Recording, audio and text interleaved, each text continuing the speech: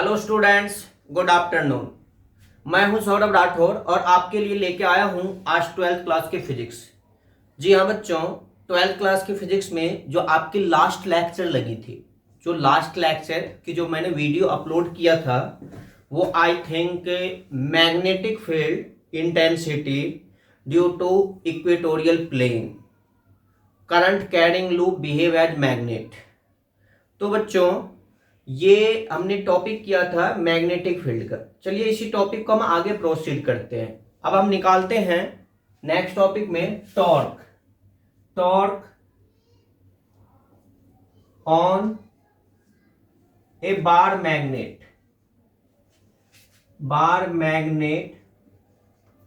In a uniform magnetic field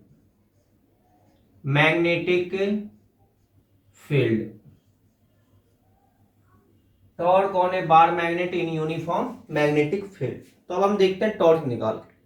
देखिए, मान लीजिए जैसे ये एक मैग्नेट है और मैग्नेट का ये इस एंड जो ये नॉर्थ पोल, और दूसरी ये मैग्नेट है, इसका ये है साउथ। अब मैग्नेटिक फील्ड लाइंस ये निकल रही है,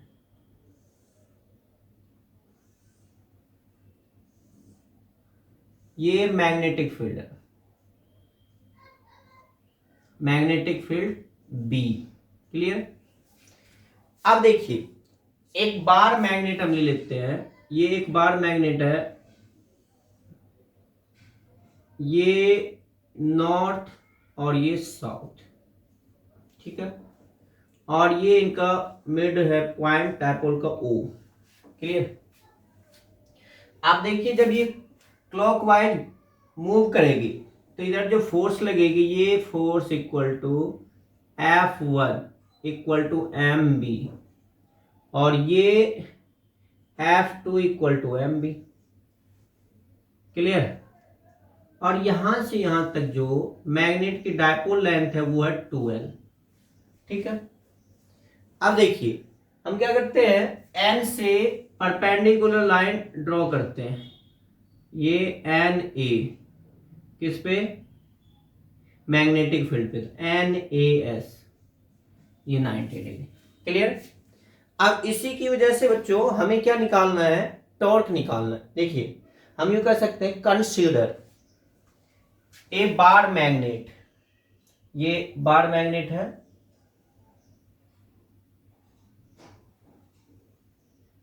NS whose magnetic strength is plus m and minus m are separated by 2l distance within center O, are placed in uniform magnetic field B. When bar magnet are rotate in clockwise, then torque are produced, and we have to derive the formula of torque.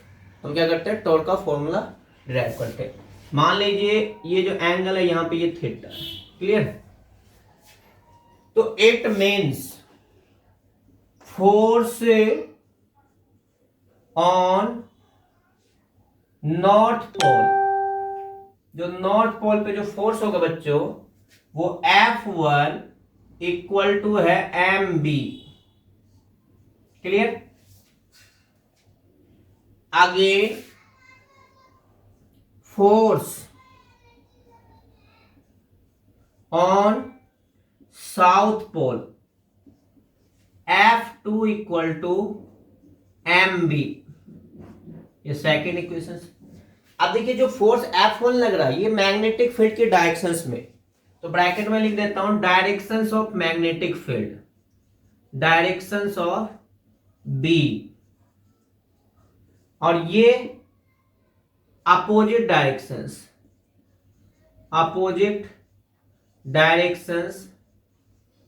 Of B। Clear. चलिए, अब देखिए, जो magnetic length है, magnetic length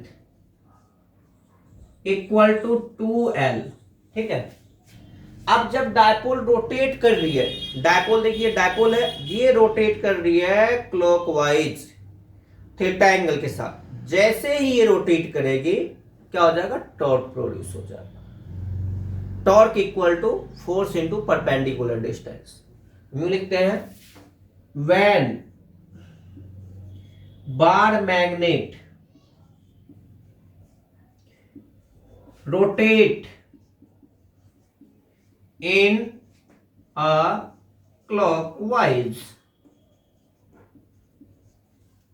with theta angle,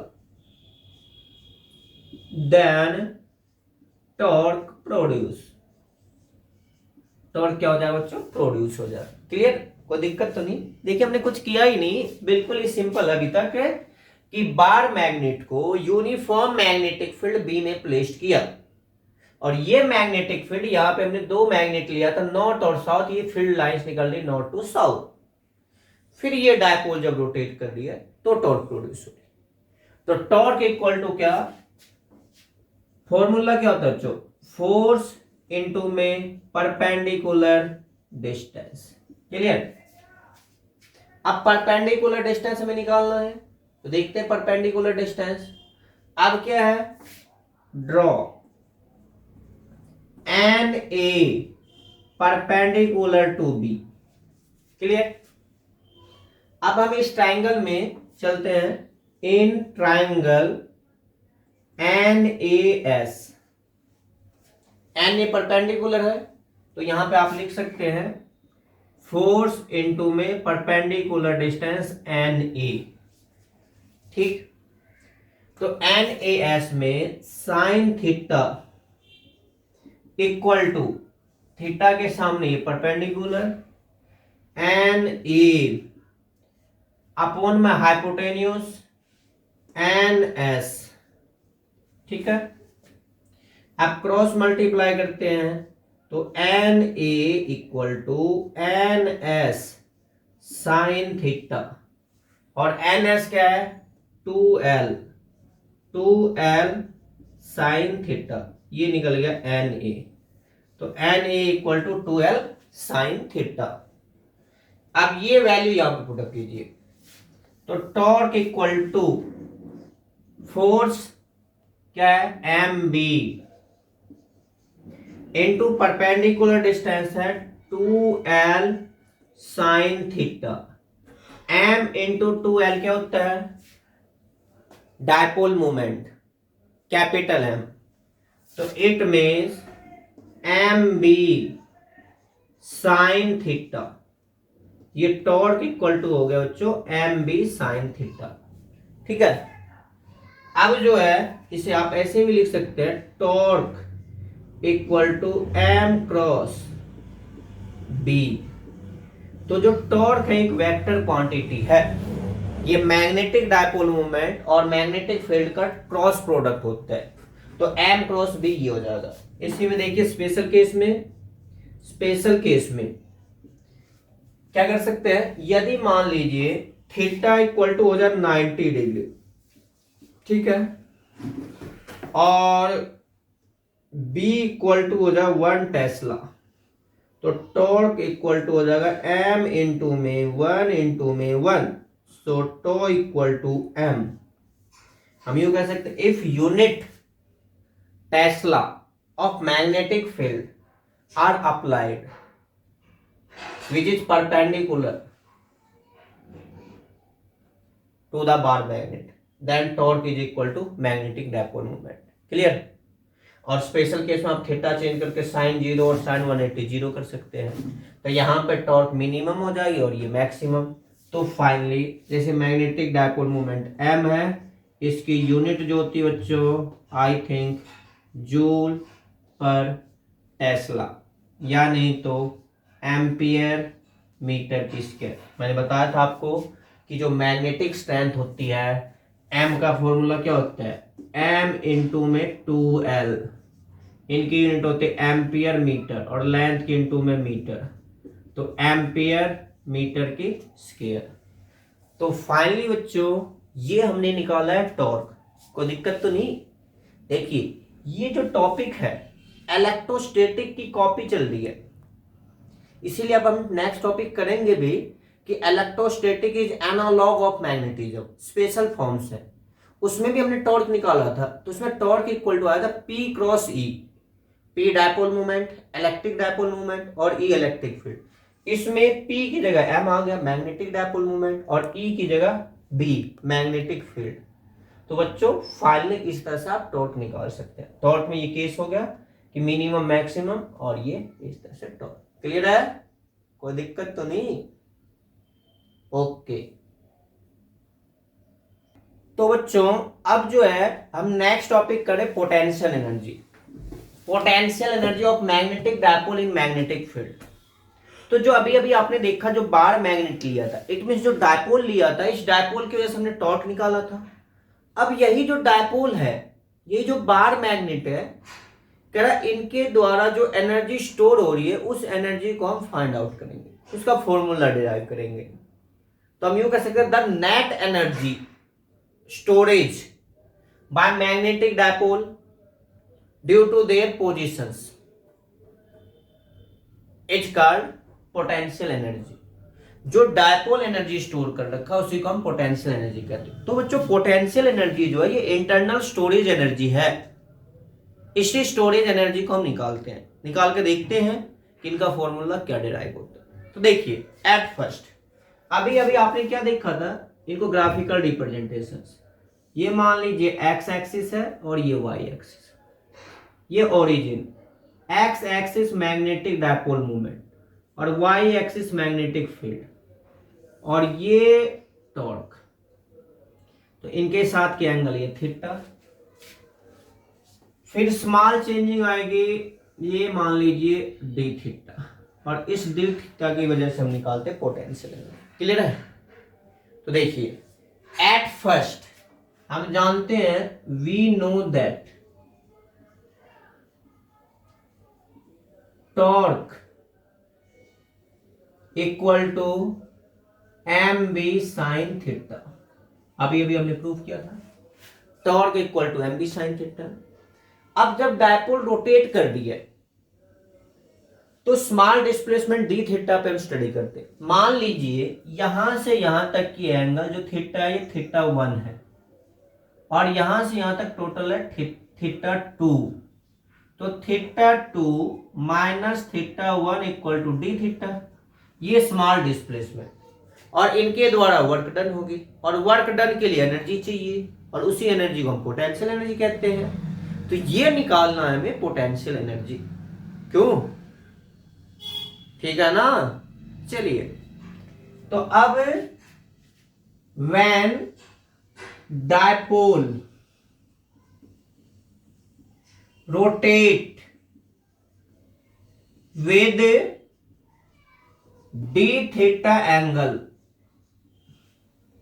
then small work to be done, small work to be done, it means dw equal to work done का formula क्या होता है बच्चों? फोर्स इंटू डिस्प्लेसमेंट, और फोर्स क्या है? टॉर्क। तो इट मीन्स टॉर्क, और डिस्प्लेसमेंट है डी थीटा, तो टॉर्क डी थीटा। ठीक है?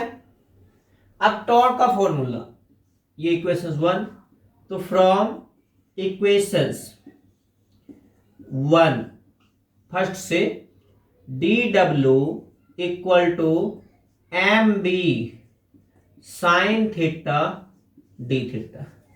क्लियर है? अब देखो बच्चों ये डी डब्ल्यू है, तो डी डब्ल्यू से हमें निकालना है डब्ल्यू। अब हम इनका इंटीग्रेशन ले लेते हैं, टेकिंग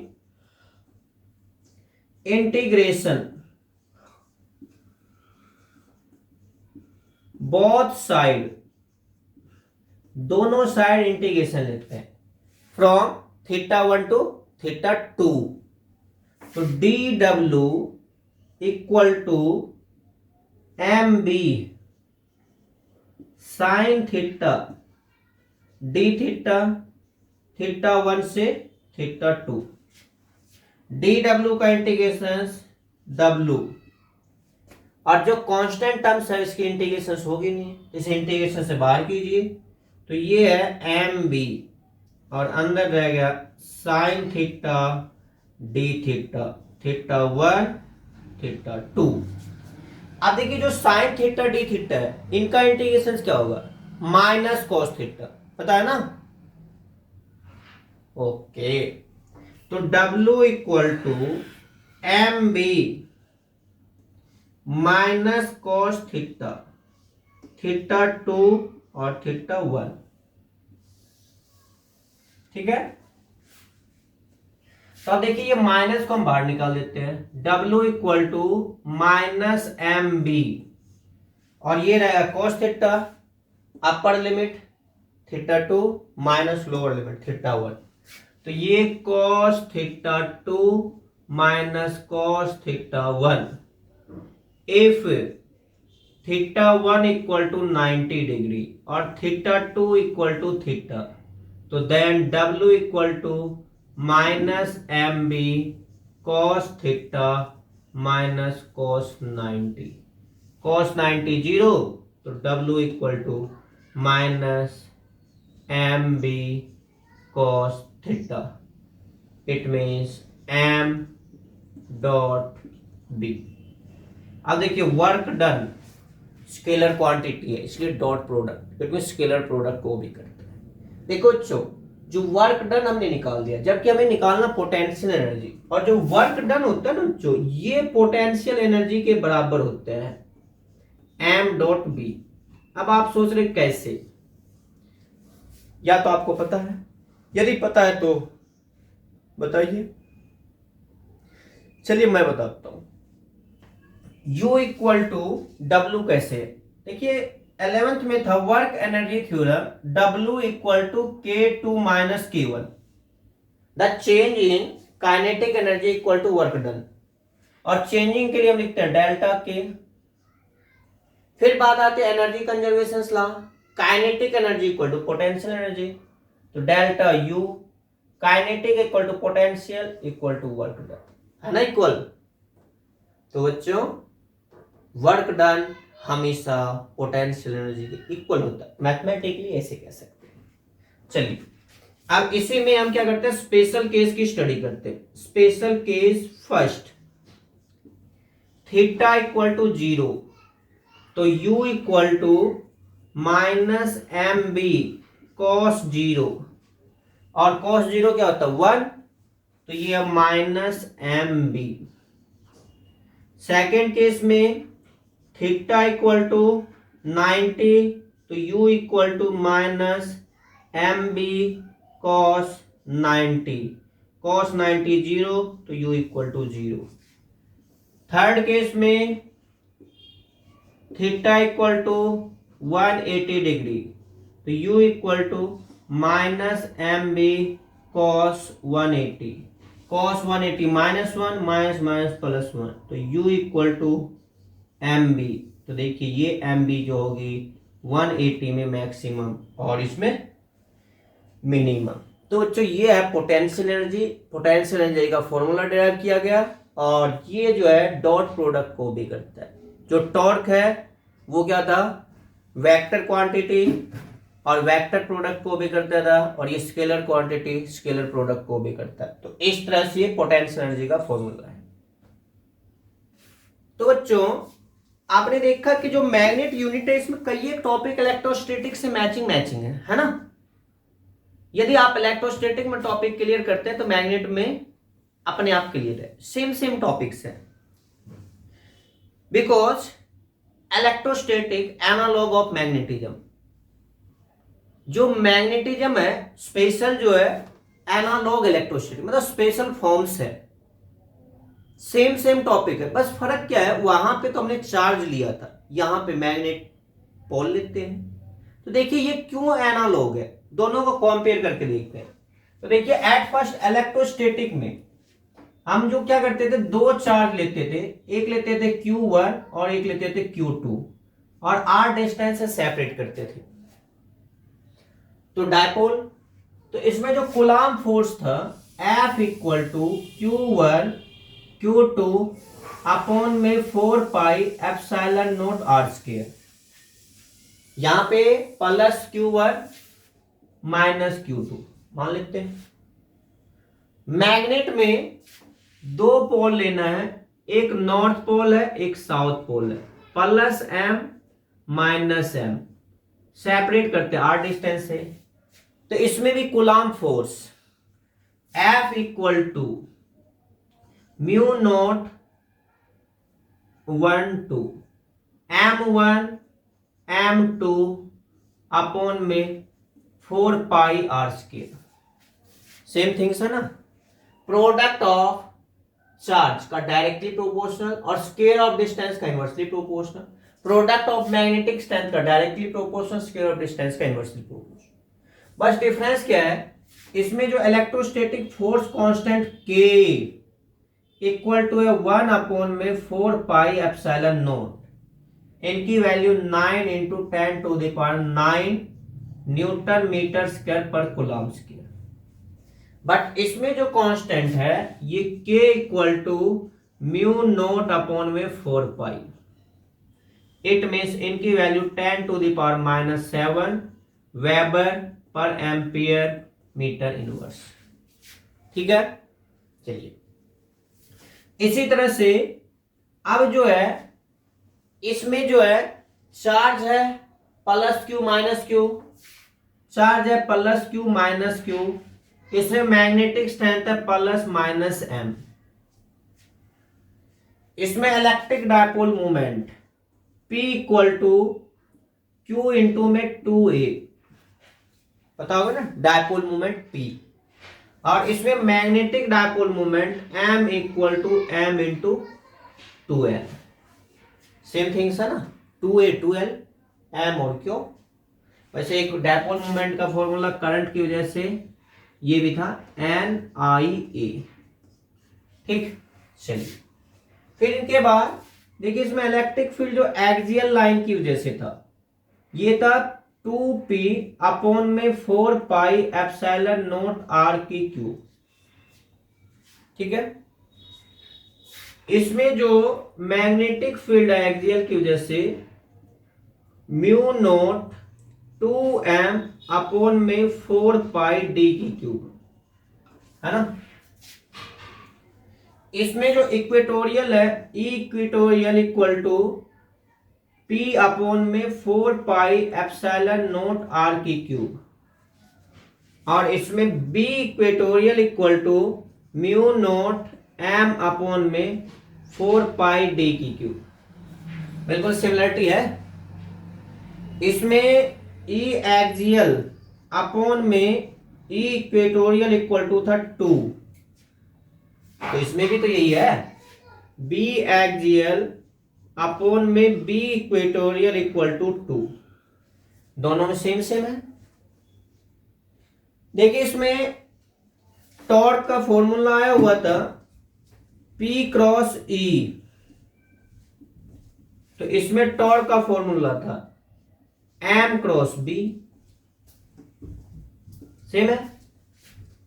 इसमें पोटेंशियल एनर्जी का फॉर्मूला था P डॉट E, और इसमें पोटेंशियल एनर्जी का फॉर्मूला है M डॉट B। तो इस तरह से हम क्या देख रहे हैं बच्चों, जो भी आपने ये स्टडी किया है सारी की सारी स्टडी में हम देख रहे हैं बिल्कुल स्पेशल फॉर्म्स तो है इलेक्ट्रोस्टैटिक एनालॉग। देखिए इसमें डायपोल मोमेंट P है और इसमें डायपोल मोमेंट M है, कहने का मतलब P और इसमें डायपोल मोमेंट M, इसमें charge plus Q minus Q, इसमें magnetic strength plus minus M।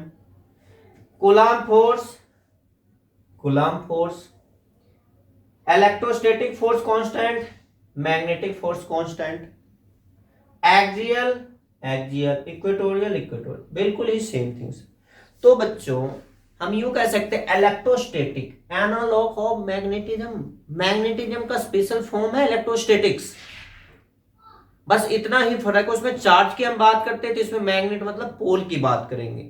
तो इस तरह से ये है इलेक्ट्रोस्टैटिक एनालॉग ऑफ मैग्नेटिज्म। तो बच्चों अब नेक्स्ट टॉपिक अपना Gauss law for magnetism.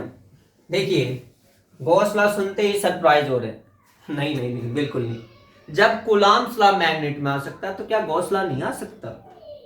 Of course आ सकता है।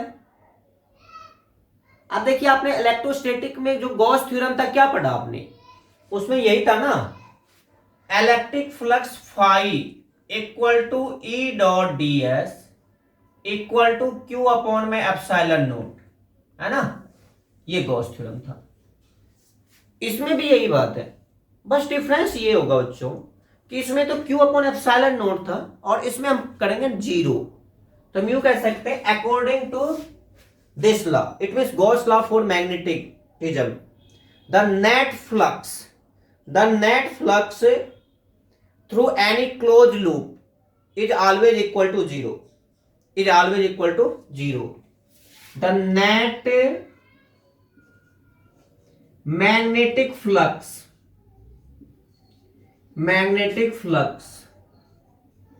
in a closed loop is always equal to zero.